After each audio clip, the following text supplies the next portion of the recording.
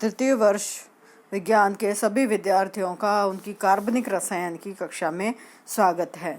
आज हम इसके अंतर्गत कार्बोनिल यौगिकों के प्रकाश रसायन के बारे में अध्ययन करेंगे। कार्बोनिल यौगिक प्रकाश की उपस्थिति में कई महत्वपूर्ण एवं उपयोगी अभिक्रियाएं दर्शाते हैं। कार्बनिक यौगिकों में कार्बोनिल यौगिकों के प्रकाशिक रसायन का सर्वाधिक अध्ययन किया गया है। ये सभी कार्बोनिल समूह अपने अवशोषण स्पेक्ट्रम में 2 बैंड प्रदर्शित करते हैं। ये बात आपको स्पेक्ट्रोस्कोपी में बताई जा चुकी है। ये बैंड क्रमशः 285 nm पर n2 pi स्टार ट्रांजिशन एवं 180 nm पर pi2 pi स्टार ट्रांजिशन होते हैं। n2 pi स्टार ट्रांजिशन की ऊर्जा सदैव pi2 pi स्टार ट्रांजिशन से कम होती है। n2 pi star transition conjugation होने या n2 pi स्टार ट्रांजिशन अधिक तरंग दैर्ध्य की तरफ होता है। इसीलिए कार्बोनिल यौगिकों में एक सिंगलेट और ट्रिपलेट स्टेट दोनों से n2 pi स्टार संक्रमण की अवस्थाएं प्राप्त हो जाती हैं या उनके उत्पाद प्राप्त हो जाते हैं। n2 pi star transition symmetrically forbidden होने के कारण कम तीव्रता का होता है, जबकि pi2 pi star transition symmetrically allowed होने के कारण अधिक तीव्रता का होता है। n2 pi star transition 285 nm से अधिक तरंग दैर्ध्य पर होता है। इसके अध्ययन के लिए पायरेक्स उपकरणों का उपयोग किया जाता है, क्योंकि पायरेक्स कांच 290 nm से अधिक तरंग दैर्ध्य के लिए पारदर्शी होता है। अधिकांश कार्बोनिल यौगिकों, विशेष रूप से कीटोनों में S1 एवं T1 के मध्य ऊर्जा अंतराल अत्यंत कम होने के कारण इंटर सिस्टम क्रॉसिंग की प्रवृत्ति अधिक होती है, यानी लगभग 100% ये ट्रिपलेट स्टेट में कन्वर्ट हो जाते हैं या 85% से ऊपर ये ट्रिपलेट स्टेट में कन्वर्ट हो सकते हैं।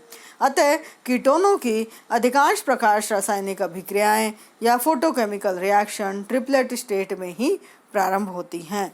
चूँकि कार्बोनिल यौगिकों में n2 pi स्टार ट्रांजिशन कम ऊर्जा का होता है या अधिक तरंग दैर्ध्य की तरफ होता है, इस अवस्था में कार्बोनाइल बंध का द्विध्रुव आघूर्ण कम हो जाता है और इसमें जो रासायनिक अभिक्रियाएं होती हैं वो हैं नरिश अभिक्रियाएं, और इन नरिश अभिक्रियाओं को वापस कुछ वैज्ञानिकों ने नरिश टाइप फर्स्ट और नरिश टाइप सेकंड में बांटा है, और कुछ वैज्ञानिकों ने इन्हें nourish type first, nourish type second और नरिश टाइप थर्ड में बांटा है। और फोटो रिडक्शन कार्बोनाइल कंपाउंड से संबंधित और जो रासायनिक अभिक्रिया है वो है फोटो रिडक्शन। फोटो रिडक्शन के अंदर लाइट की उपस्थिति में कार्बोनाइल कंपाउंड का रिडक्शन होता है और इस समय इसका डाइमराइजेशन भी हो जाता है।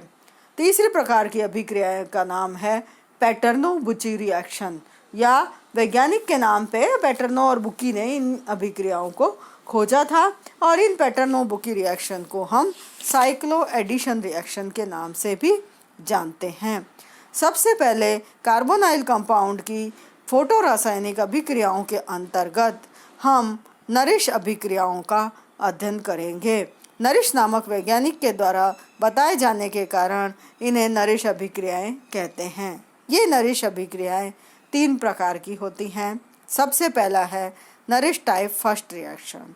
नरिश टाइप फर्स्ट रिएक्शन में अल्फा क्लीवेज होता है, यानी कार्बोनाइल ग्रुप में कार्बन और ऑक्सीजन के बीच में जो बंध है डबल बॉन्ड वाला, उस कार्बन पर और हेटेरो एटम के बीच में बंद होने के कारण ये वाला बॉन्ड कम ऊर्जा का होता है। इजीली ये यहाँ पर क्लीव हो जाता है। तो यहाँ पर कार्बोनाइल ग्रुप के साथ जो बॉन्ड है, यानी जो जैसे CH3COCH3 है, इस CH3COCH3 जैसे ही लाइट एब्जॉर्ब करेगा तो कार्बोनाइल कार्बन के पास वाला जो बॉन्ड है वो कंपैरेटिवली इजीली क्लीव हो जाता है, टूट जाता है, और टूटने के बाद ये 2 मुक्त मूलक बनाता है। यानी जब अल्फा क्लीवेज होता है, कार्बोनाइल ग्रुप के साथ जुड़े हुए बॉन्ड का जब टूटन होता है तो उसको हम नरिश टाइप फर्स्ट कहते हैं। नरिश टाइप सेकंड अभिक्रियाओं में ये अभिक्रियाएं उनमें उन कार्बोनिल यौगिकों में होती हैं जिनमें कि साथ में जुड़ी हुई श्रृंखला लंबी होती है और इसमें गामा हाइड्रोजन का स्थानांतरण होकर इनोल और ओलिफिन बनते हैं। तो इस तरह की रासायनिक अभिक्रियाओं को नरिश टाइप सेकंड अभिक्रिया कहते हैं और इसके अंदर एक मॉलिक्यूल ओलिफिन का और एक मॉलिक्यूल इनोल का बनता है, जैसा कि स्क्रीन पर आपको दिखाई दे रहा है। तीसरी जो अभिक्रिया है इसके अंदर वो है नरिश टाइप थर्ड अभिक्रिया। नरिश टाइप थर्ड अभिक्रिया के अंदर अल्फा विदलन और हाइड्रोजन स्थानांतरण मतलब अल्फा क्लीवेज भी होगा और साथ में हाइड्रोजन स्थानांतरण भी होगा। दोनों प्रक्रियाएं होती हैं और इस तरह की अभिक्रिया को हम नरिश टाइप थर्ड अभिक्रिया कहते हैं। तो एक अभिक्रियाएं जो कार्बोनाइल कंपाउंड में होती हैं वो है नरिश अभिक्रिया और इसके अलावा इसके अंदर फोटो रिडक्शन होता है और पैटर्नो-बुर्जी अभिक्रियाएं होती हैं जिनको कि हम क्रम से पढ़ेंगे। तो सबसे पहले हम नरिश अभिक्रिया की बात कर रहे हैं और नरिश फर्स्ट अभिक्रिया की सबसे पहले बात करते हैं।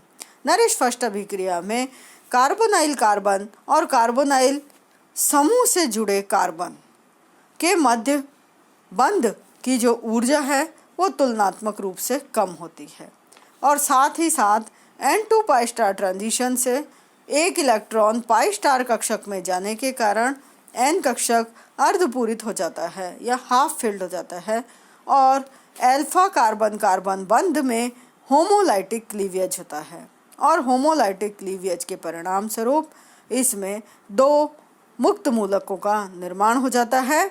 एक मुक्त मूलक CH3CO फ्री रेडिकल है। यदि हम एग्जाम्पल एसीटोन का लेते हैं तो स्क्रीन पर आपको दिखाई दे रहा है कि एसीटोन ने लाइट एब्जॉर्ब की और लाइट एब्जॉर्ब करने के बाद उसने CH3CO फ्री रेडिकल और CH3 फ्री रेडिकल का निर्माण किया।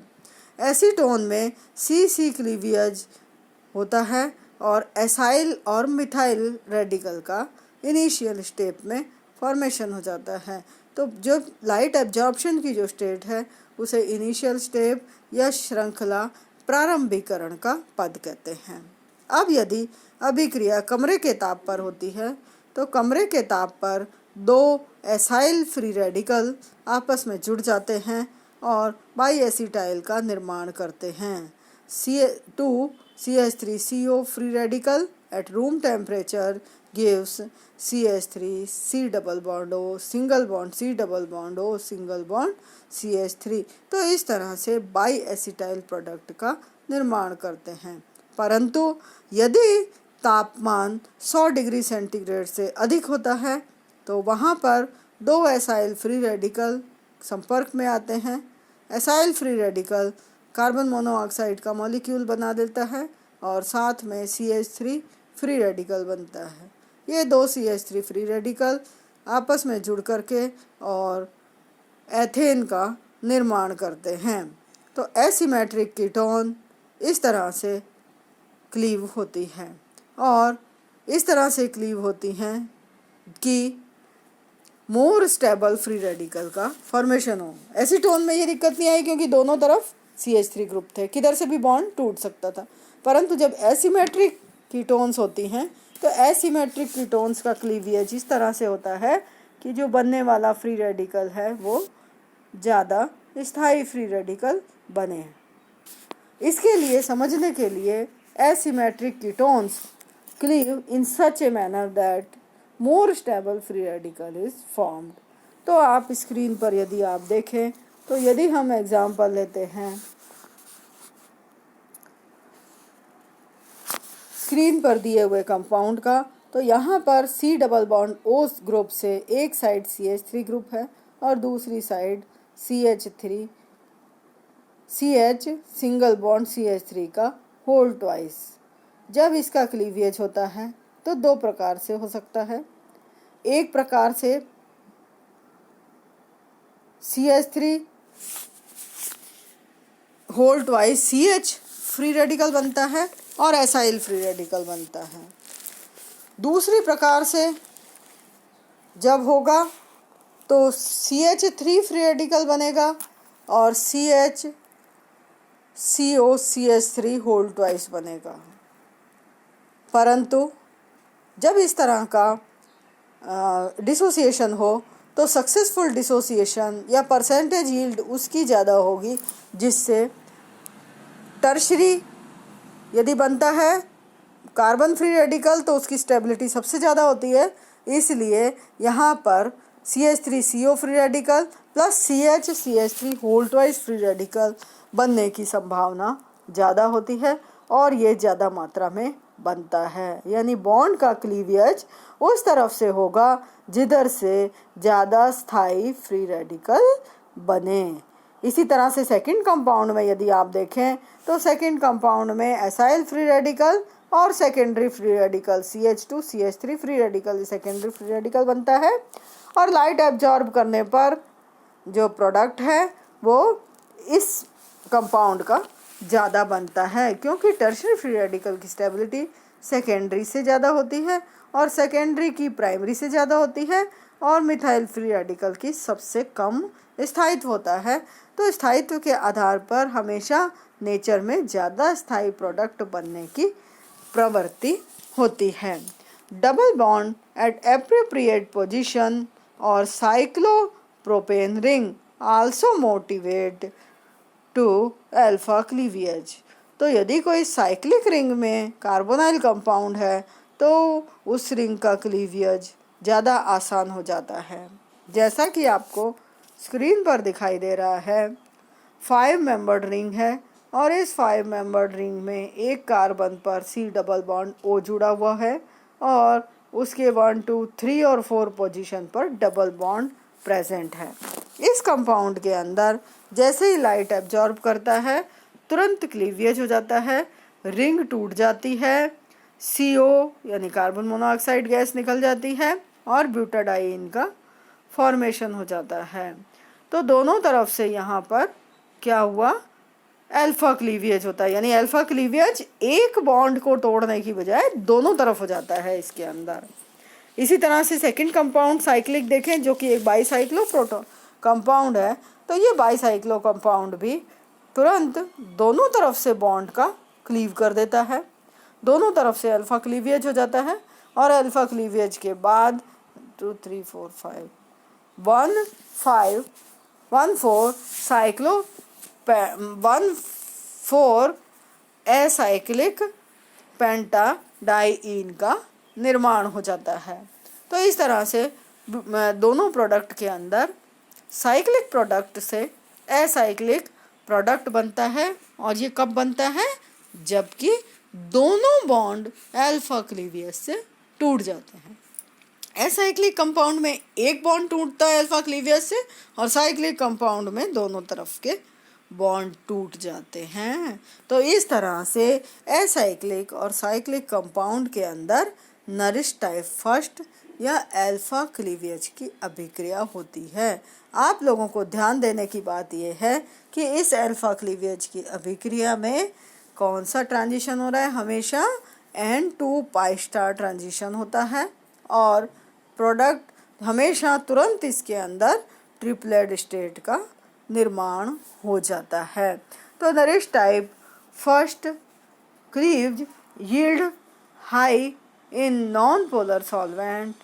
इन polar solvent cage effect decreases yield.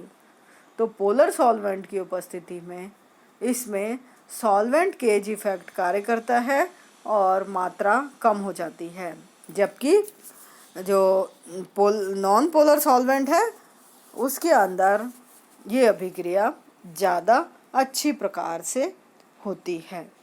दूसरी प्रकार की जो अभिक्रियाएं हैं ये हैं नरिश टाइप सेकेंड रिएक्शन या नरिश टाइप 2 अभिक्रिया।